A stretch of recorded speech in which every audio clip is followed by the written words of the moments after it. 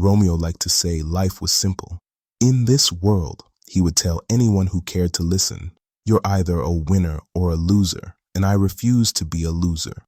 He wore his confidence the way he wore his suits, loud, sharp, and a little bit arrogant. At 45, he had the kind of life many people prayed for, a high-paying job in a multinational company, a sleek black SUV that purred when he touched the ignition, an apartment in one of the nicer parts of town, and a social media page carefully curated to display only his best angles and most expensive moments. Success had gone to his head slowly, like wine poured into an already full cup. He had forgotten the days of trekking to school. He had forgotten the days his mother had to borrow salt from neighbors. He had forgotten what it meant to be in need. All he remembered now was that he had made it, and anyone who hadn't must simply be lazy, unserious, or foolish. One Friday afternoon, the sun beat down on the city like hot metal. Romeo walked into a busy roadside restaurant, not the fancy type he preferred, but one close to his office, where his colleagues had dragged him for real food.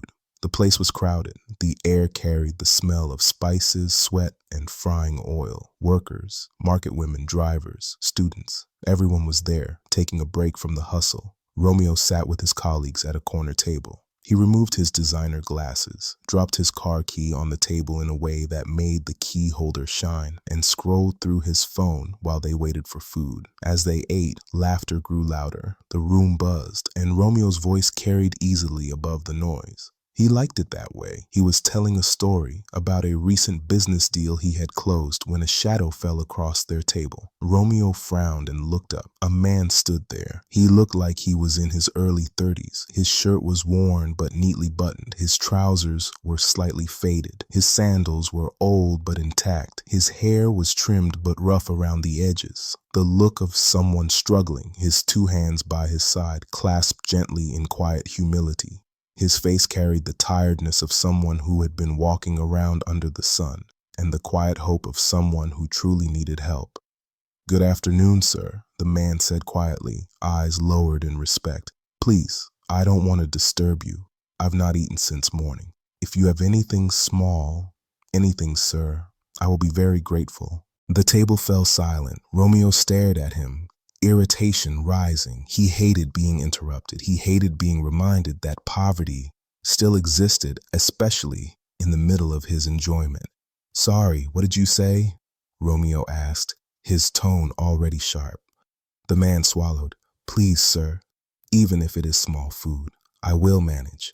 Romeo's colleague shifted awkwardly, reaching for his wallet. But Romeo raised a hand to stop him, a smirk forming on his lips. "So, you're begging, right?" Romeo said sarcastically. "With 2 hands and 2 legs like this?" A few people at nearby tables turned to look. The man's shoulders stiffened in embarrassment. "Sir, I'm just hungry," he replied gently. "I've been trekking all day, sir. God bless you if you can help." Romeo leaned back in his chair and laughed. "You're hungry?" he repeated loudly. "Do I look like your father? When I was your age, did anyone feed me? I worked. I suffered. I didn't stand in restaurants begging for leftovers like this." His colleagues shifted, uncomfortable.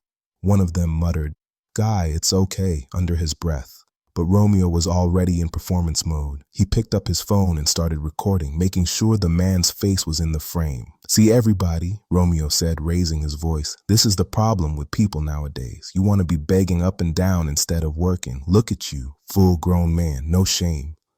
The man's eyes glistened, but he kept his voice steady. "Sir, life is not the same for everyone.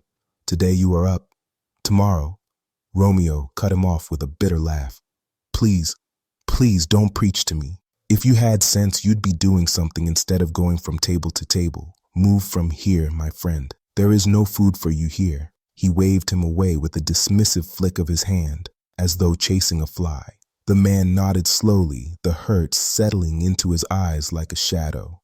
"Thank you, sir," he said quietly. "May life teach you what it means to be hungry, so you will understand." Romeo scoffed. "That can never be my portion. I reject it."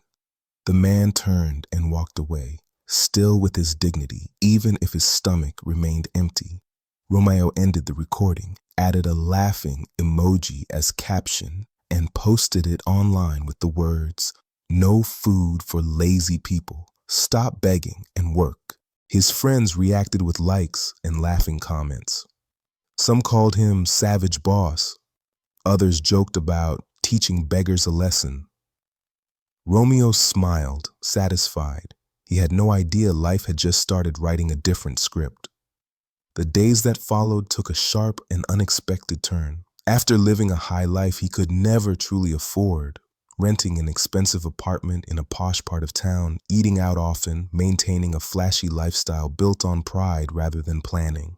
The consequences finally caught up. His company laid him off. The moment HR delivered the news, his jaw dropped. He argued. He insisted he was too important to be let go. But the decision was final. That day, life began teaching him one of its harshest lessons. A high lifestyle without savings is a silent trap. Within months, everything crumbled. His rent drained his account. His car developed problems he couldn't fix. Fuel became a luxury. His fridge stayed empty, and the friends who once enjoyed his loud confidence quietly disappeared. Life humbled him, quietly, brutally. One scorching afternoon, after trekking for a while in an official area while searching for a job, Romeo became very hungry and desperately needed food. But this was an unfamiliar part of town. There was only one restaurant close by, a good restaurant. But he had no choice as the hunger was now twisting his stomach. He stepped inside. The aroma filled the air. He ordered food immediately. He ate quickly like a man who hadn't seen real food in days. When it was time to pay, he opened his wallet, the wallet he did have with him, and froze. The money inside was far less than he thought. The meal cost more than he expected. Confusion hit him first, then embarrassment, then fear. He checked again, counted the notes again, still short. The waiter frowned. "Sir, payment please." Romeo swallowed hard. Sir, the money, it's not enough." People turned. Whispers began. Faces stared. Before the embarrassment could crush him further, the waiter returned and said, "Someone already paid for you." Romeo blinked. "Paid? For me? Who?" The waiter pointed to a table near the window. Romeo turned to look, and his heart nearly stopped. His eyes widened. Shock spread across his face like lightning, because sitting there, dressed in a cream-colored suit, calmly eating, was the same hungry man he mocked 1 year ago. A full wave of cold breeze ran through Romeo's whole body. His initial instinct was to sneak out quietly. He had never found himself in this kind of shameful situation. He always had everything. Just as he was contemplating his next line of action, the waiter gestured. "Sir, I think you owe the man thanks for his act of kindness." "Oh, sure," replied Romeo. Then he walked slowly toward the man, knees slightly weak. "Good afternoon, sir," he whispered. The man looked up gently. "Hello, Romeo." That greeting alone made Romeo's throat tighten. You know my name?" he stammered. The man nodded quietly. "Yes, we've crossed paths before." Romeo swallowed hard, his voice trembling. "Sir, thank you for paying. I didn't know who." The man raised his hand mildly. "It's fine. Hunger is no respecter of persons." There was a pause, a quiet, heavy pause. Then the man leaned slightly forward and asked, "What are you doing in this area of town? Your office is far from here." Romeo exhaled shakily. "Oh, I no longer have a job. I came to this area today to look for work." The man nodded slowly, knowingly. Then he delivered the twist that shook Romeo to the core. "I'm working in HR now at Danford Holdings, a reputable firm." Romeo's eyes widened again. He knew that company. In fact, he had applied there recently and almost begged for an interview. The man continued, "If you'd like, you can send me your resume. I'll see how I can help you." Romeo's lips parted. Tears gathered in his eyes. Real tears this time. "Sir, are you serious?" he whispered. "Yes," the man said simply. Then he added, "You remember that day I begged you for food? I was also looking for a job." Tears rolled down Romeo's cheeks. He wasn't crying because help had come. He was crying because of who the help came from. The man stood, gently patted Romeo's shoulder and said, "Take care of yourself, Romeo, but remember, sometimes life has a way of returning our actions back to our doorsteps, and never forget this. No condition in life is permanent." Then he walked away calmly, leaving Romeo standing there broken, with tears still dripping from his eyes. And that was the day Romeo learned a true lesson of life. Learn to lend a helping hand to those in need. You never know when it might be your turn.